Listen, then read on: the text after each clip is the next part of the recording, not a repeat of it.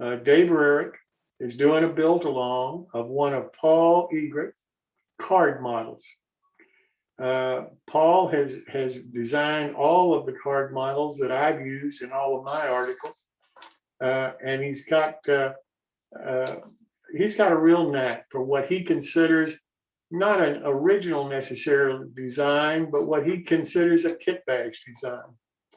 And I really think that you're going to enjoy this. And Dave, I can't thank you enough for taking the time and going to the trouble of doing this for us. I think this is going to be a real education for a lot of people to see just how beautiful card models can turn out. So welcome. Well, thank you, Jim. Those of you who have been around this community, modeling community, for as long as I have, which is about 50 years, give or take a few, probably started out building models with card, even if you got a kit. I can remember early on getting a, I think it was a fine scale miniatures craftsman kit, and part of it was wood, but a lot of it was real heavy card material. But in about 2005, a company started up called Clever Brothers, and they're now known as Clever Models. And they did something different that I had never really seen. In fact, I didn't come across them until quite a bit after they had been in business, whereby they take a photograph and they turn it into what they called a texture that you could print onto paper or cardstock, if you will, and create a structure using. Resulted in my taking a totally different direction this turn in terms of modeling with cardstock. So I prepared a little bit of a introduction here, and then a little video when I started the construction of the model that Paul designed. He actually didn't design a model, though. We'll get into that a little bit later. I prefer to call his designs just exactly that. It's a design. No different than if you were going to make a painting or something like that. It's a design. But it remains up to the modeler to actually turn that design into a structure that they can put on their layout. So I'm going to share my screen. Well, first I'm going to start this. And we're going to get a slideshow. Okay, now how do I get this smaller so I can share my screen? This isn't working so good. All right, here we go. Can you guys see this? Nope. Nope. Okay. And I'll go back. I'll end the show. And how do we share this screen now, guys? Do you see a green share screen Right button? Click that. Yeah. And then you should have a window that pops up. Oh, there it is. Okay. All right. You should see different windows. One of them should have the screen you want to share. Yep. Which is this right here. It's a PowerPoint presentation. Now click on that. Or double. Actually, no, you don't. Okay. Can everyone see this now? Yes.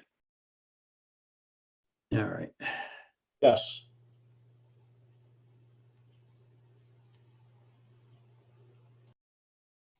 Of course, now it's not going to work this way. Well, we'll just do it one at a time. Hey, click down at the bottom on the slideshow mode. Over right up a little. Oh no, to your left. To your left. Shadow. No, the next line up. The next line up of stuff farther to your left. The one that looks like a screen right there. Click on that. Let's see. There you go. Okay. All right. So we're going to go back to the previous. Modeling with paper. How to make great looking structure models for your train layout. And the first screen is what type of paper? Well, you can probably use just about any type at all. But I like to print on plain cardstock, either 110 pound or 65 pound. And you want to use the widest and smoothest that you can find.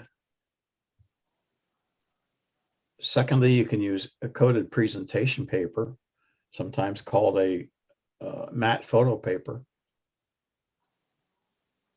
How am I going to do this? It says, please move this window away from the shared application. Can't see how to do that. Okay, and then you can also use glossy photo paper, which I use for printing windows. And I use a heavy paper for a backing material. This is a mixed media from Strathmore. This watercolor paper here is 300 grams per square meter, 300 GSM. It mics out to about 20 thousandths of an inch thick. This photo here has a couple assorted different kinds of papers that I use. This bottom, you can't make it out, but it's actually a corrugated cardboard that's about 2 millimeters thick. I've used that on some of my scale scenes models. Up here, we've got some plain chipboard. This is part of a pretzel box. It's a chipboard, but it's printed. So these are all materials that you can use to back up your print that you get out of your printer. Here's listed as a task board. Now, task board is something that I started using a couple of years ago.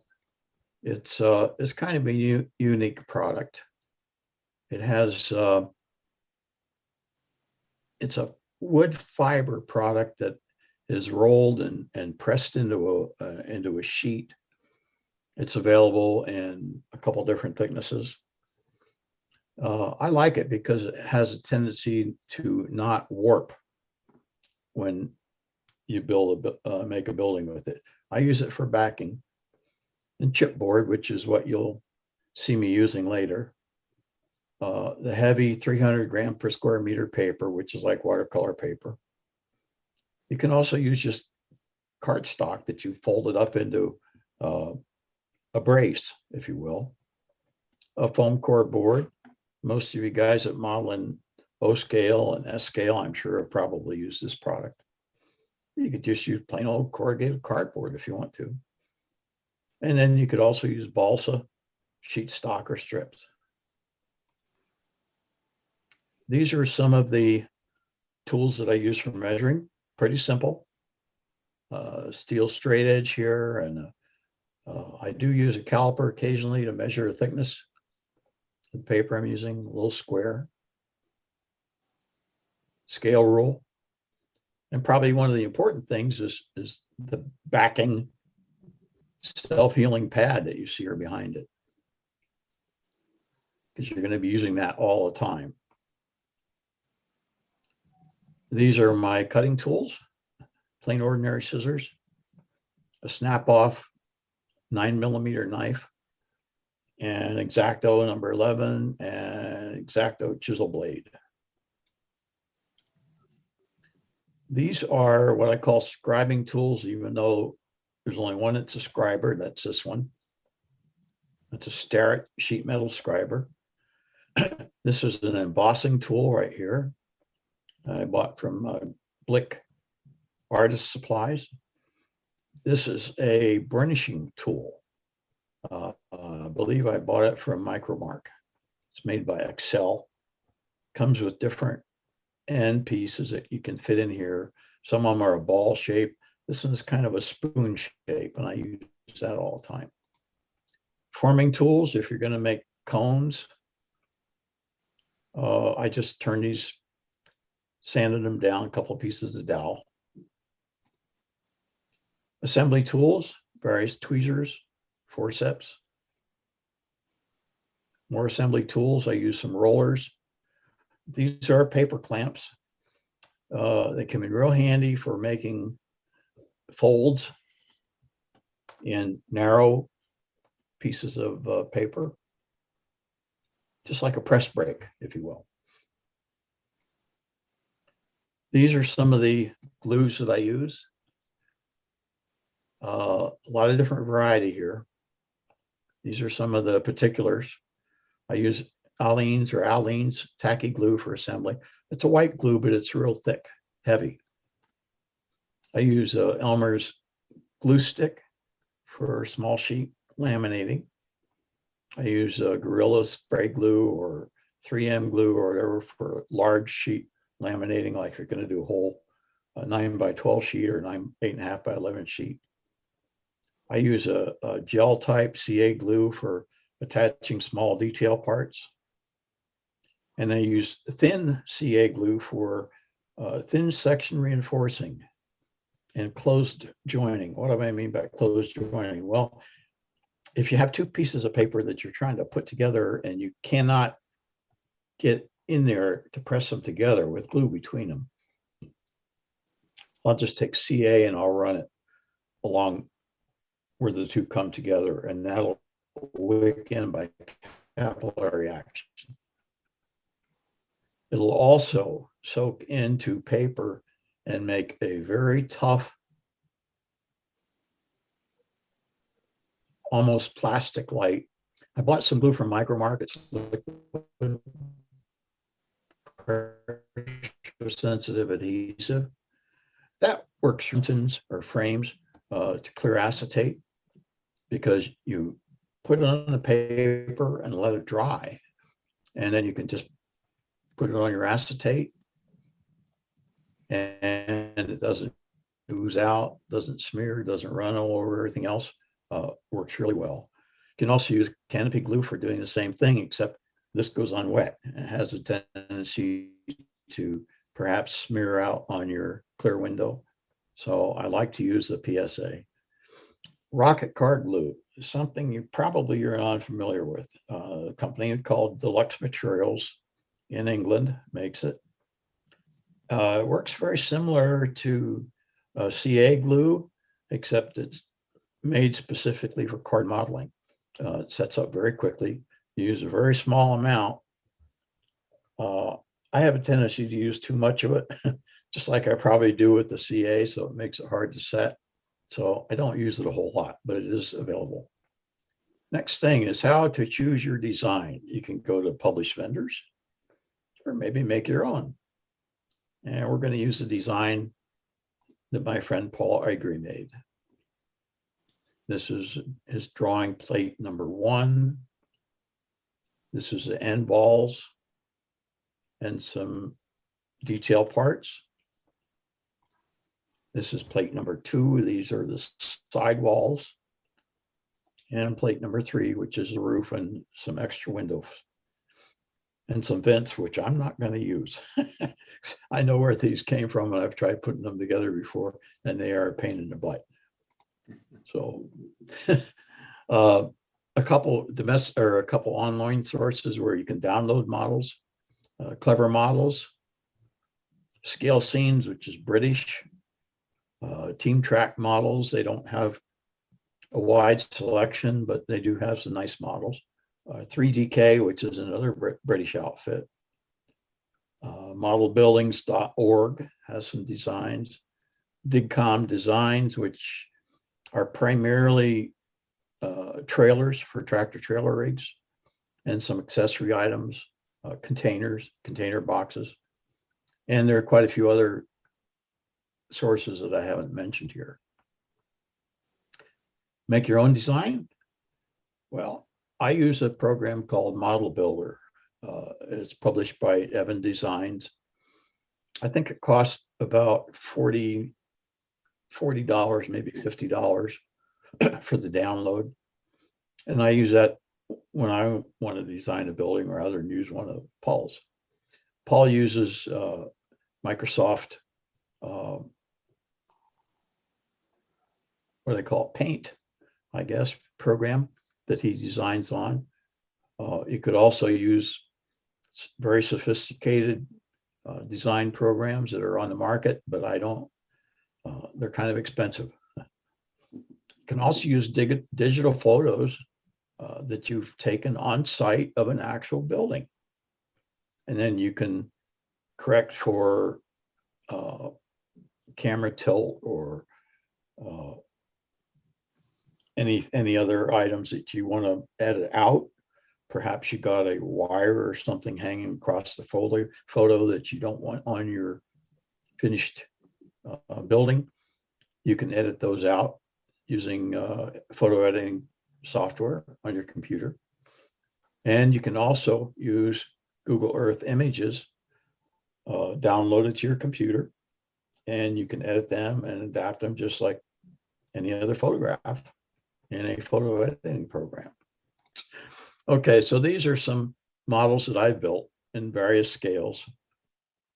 One of the big advantages of card modeling like this, when you do it on the computer, is you can make it any size you want, basically. You can take the design and by using your printer or a program like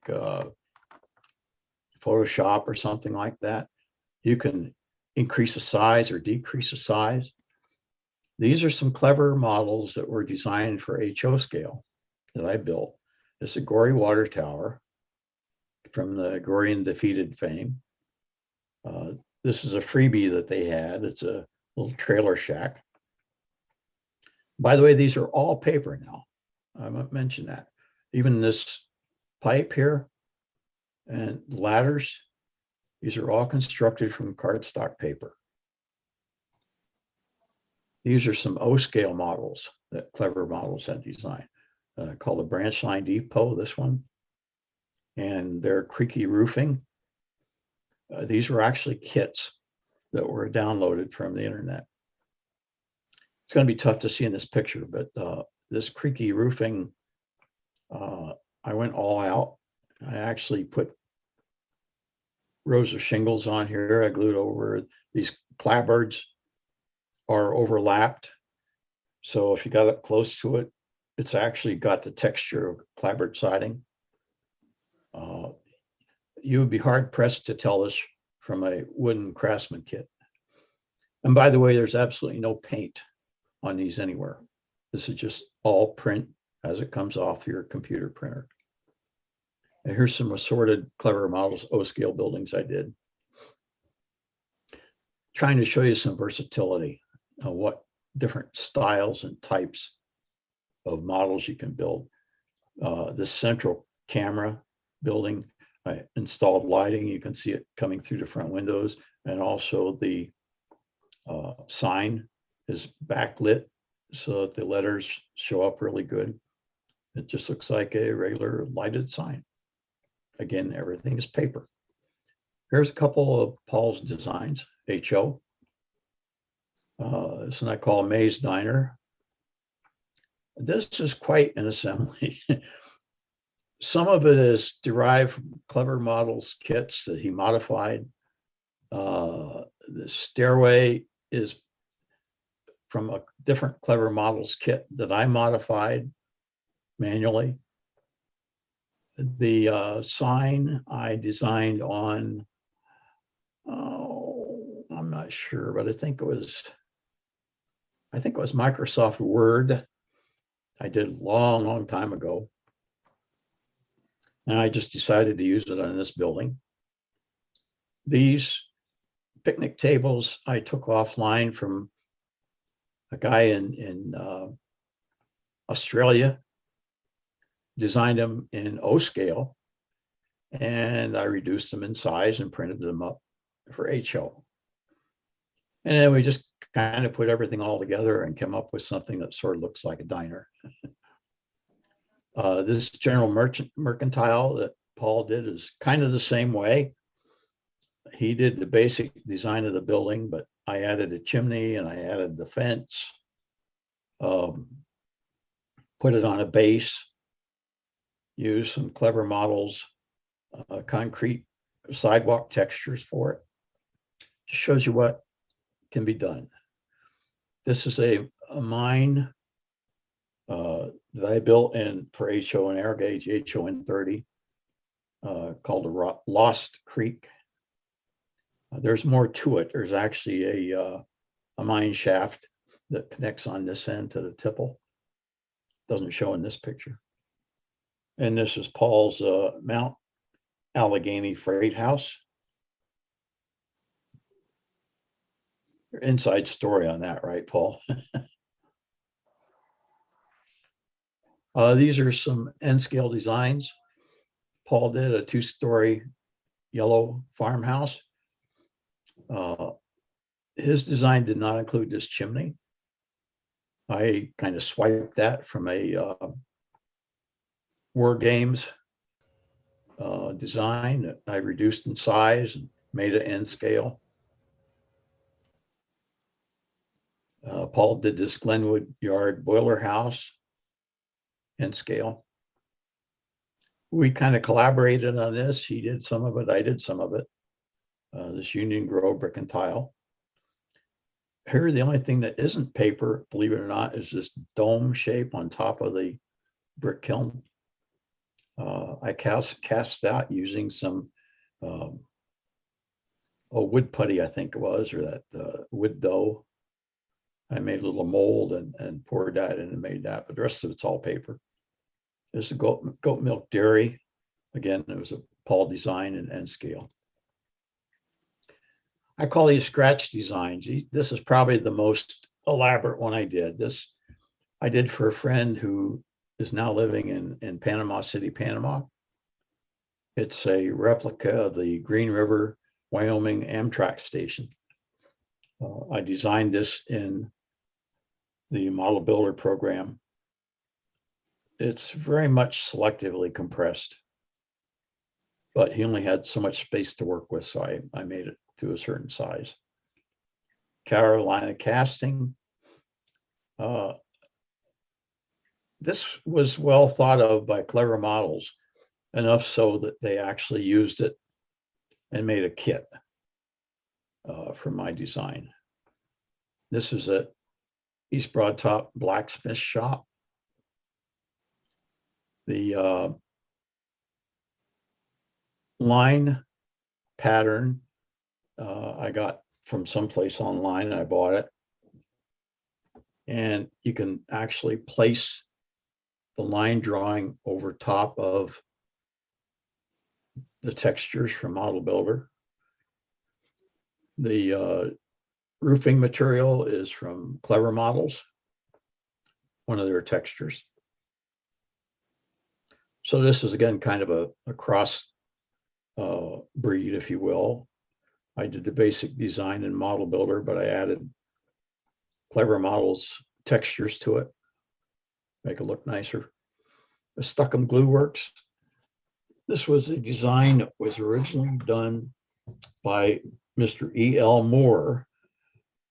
He had a lot of buildings in Model Railroader and Railroad Model Craftsman years and years ago. Used to call them dollar models. And he built them out of balsa wood primarily and paper. So here I'm kind of reliving that, if you will. These are some designs I did in N-scale. This one here is a little different. This one, I actually took a Google Street View image of a building that's in the area of the layout that I'm constructing, okay? It's near Reading, Pennsylvania. And in the Google, I used the actual signs that were on the building and printed them out, cut them out, pasted them on the front of a building that I designed in Model Builder. Some of the roof appliances here, ACs and so on, those were from other various downloaded kits that I have because I mix and match. I pull pieces and parts from all over. Jenkins valve, this is pretty much a total scratch design. this assemblage of buildings here, I called YUENGLING Brewery. It's actually on a T-track module that I made. There's the main brew house. There's an old brew house here. This is a malt house. There's a power plant in the back, but you can't see it. This is a stack from it right here. This is a warehouse and bottling plant. And this is a modified Clever Models grain elevator. This kit here was from Scale Scenes. This was a scratch design. That was a scratch design. And this was a scratch design. And there's also a little tiny office building right here.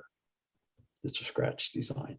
This gives you an idea of the actual size. Here's a bottling plant sitting next to the actual bottle of beer. Dave, I hate to do this to you, but we've got other things that we've got to cover tonight. All right. So can you kind of wrap this up when you get at a stopping point, and then we'll continue it next time? I will. I'm just about done with this part of it, Jim. Okay, thank you. I just want to show here that you can take any design and print it up with any scale. This is printed at about 1/250th scale, slightly smaller than Z scale. This, I took a Clever Models design and printed it. I don't know. I don't even know what scale it is. It's sitting on a quarter.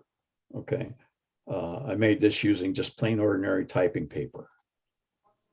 These are some N scale Clever Models designs. These windows here are printed on glossy photo paper. So I want you to see how glossy they appear. Looks like glass. Okay, that's it. Next week, when we get into the actual construction, I have some videos that I'll be presenting.